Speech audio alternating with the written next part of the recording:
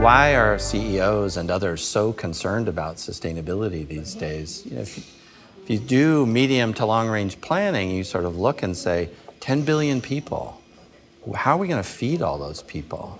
Particularly 10 billion people whose wealth is going up, and so their consumption levels will go up a lot more. And you look at all the statistics about what's happening with water use, what's happening with access to metals, what's happening with access to other things becoming more and more scarce. And those are real business issues. So then you say, well, is that something charity can address? Not enough charitable money. Is that something public money can address? Not enough public money. If we can only get wealthy by being filthy, if we can only get filthy rich, we're going to have terrible difficulties figuring out how do we keep the planet the kind of place where we want our kids and our grandkids to live.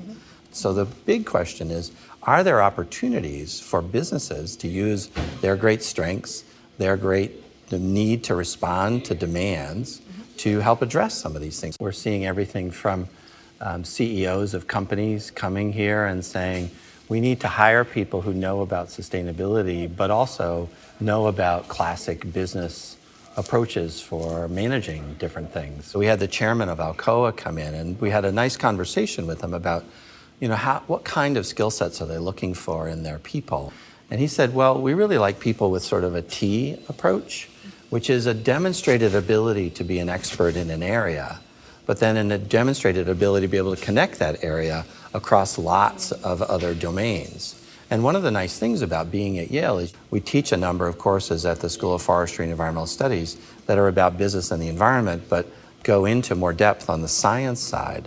Or if you're really interested in design, there's courses at architecture that think about planning and landscape planning. There's courses at engineering that think about how do you make stuff, and that links into the innovation program here.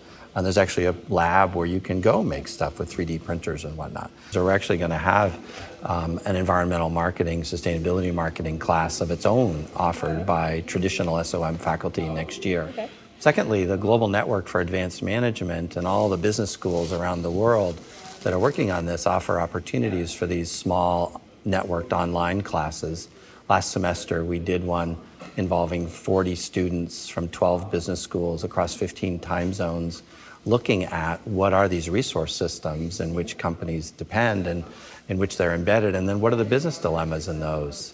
And there the students had the opportunity to sort of go back and forth with each other and work in global teams, because so much of these issues come up in situations where you need a diversity of backgrounds.